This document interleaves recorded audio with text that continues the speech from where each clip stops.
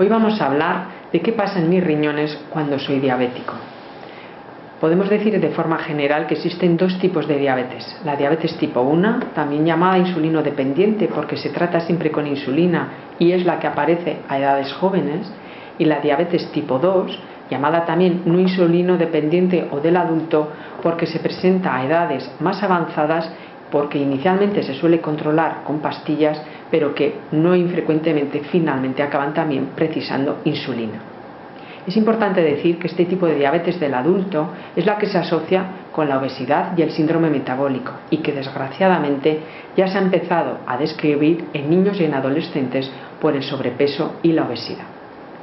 La nefropatía diabética es el nombre que se da a las alteraciones del riñón que se producen en las personas con diabetes con un control de la glucosa en sangre mal controlada durante muchos años.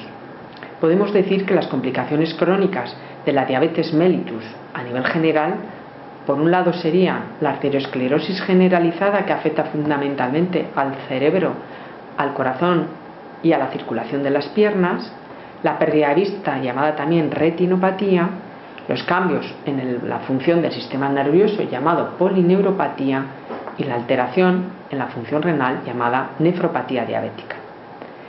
Alrededor de un 35 o un 45% de los pacientes con diabetes mellitus insulino dependientes y un 20% de los pacientes con diabetes mellitus no insulino dependientes pueden desarrollar una nefropatía diabética al cabo de 10 años. ¿Qué factores favorecen la aparición de esta nefropatía diabética? Pues la nefropatía diabética aparece por lo general después de muchos años de una glucosa mal controlada.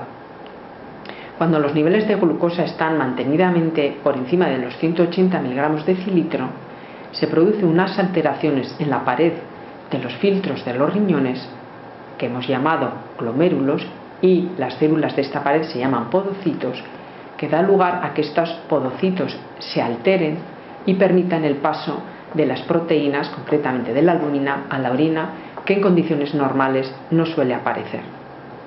¿Cómo se manifiesta? Desgraciadamente no aparecen síntomas hasta fases muy avanzados y por ello hay que realizar periódicamente controles para detectar su presencia de forma precoz.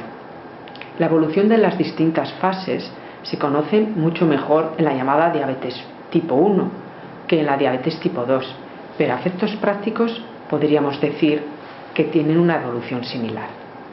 Hay una primera fase que se llama silente, porque pueden estar produciéndose alteraciones mínimas, es decir, que solamente se ven en el microscopio, que no dan lugar a ningún síntoma clínico ni analítico.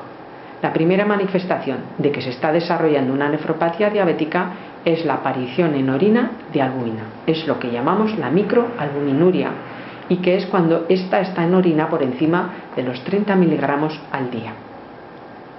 En este momento, además, suele darse en los pacientes diabéticos tipo 1 un aumento de la tensión arterial.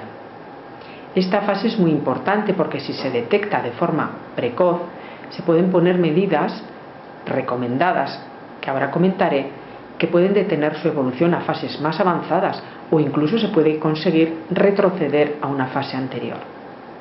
Si no se consigue detener la evolución, se irá produciendo un aumento progresivo de la cantidad de albúmina en orina, de forma que se habrá dado ya paso a una fase posterior, que será cuando ya la cantidad de albúmina supere los 300 miligramos al día.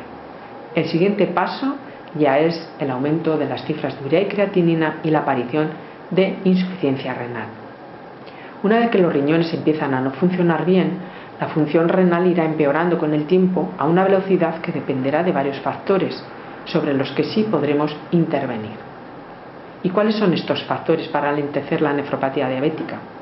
Pues independientemente de los factores genéticos, el inicio de la enfermedad renal en el diabético depende de mantener las glucosas altas y por lo tanto una recomendación fundamental para que este proceso no se desencadene es que la glucosa esté siempre dentro de límites adecuados. Se recomienda controles periódicos de albúmina en una muestra de orina para detectar precozmente la aparición de microalbuminuria y poder poner en marcha las medidas para frenar su evolución. Y estas medidas podríamos resumir en un control óptimo de la glucosa. Se recomienda que la hemoglobina glicosilada esté por debajo de 7,5%. Un control óptimo de la tensión arterial. Se recomienda que esté en torno a 13,8. Las medicaciones para la tensión específicas para pacientes diabéticos con microalbuminuria son fundamentalmente de dos tipos: los llamados inhibidores de la ECA y los llamados ARA2. Se han demostrado que enlentece e incluso revierte la evolución de la nefropatía diabética. También es importante disminuir moderadamente las proteínas de la dieta para disminuir el trabajo del riñón. Fundamental dejar de fumar. Control del colesterol y de los triglicéridos. Y por supuesto, disminuir el peso si está usted con sobrepeso. En general son medidas orientadas a disminuir el trabajo del riñón que en su conjunto pueden conseguir detener o incluso mejorar la evolución. Por supuesto, como hemos comentado, fundamental dejar de fumar. Se ha visto que los diabéticos que fuman tienen desarrollo de nefropatía diabética y una evolución mucho más rápida que los que no fuman. La meta del tratamiento de la nefropatía diabética es prevenir y reducir la velocidad de progresión. Afortunadamente, los avances de la ciencia han puesto en marcha interesantes investigaciones sobre nuevos medicamentos que parece que podrían mejorar la nefropatía diabética incluso en las fases consideradas como irreversibles hasta ahora. Debemos esperar los resultados de estos esperanzadores estudios que marcarían un gran avance en el tratamiento de esta enfermedad.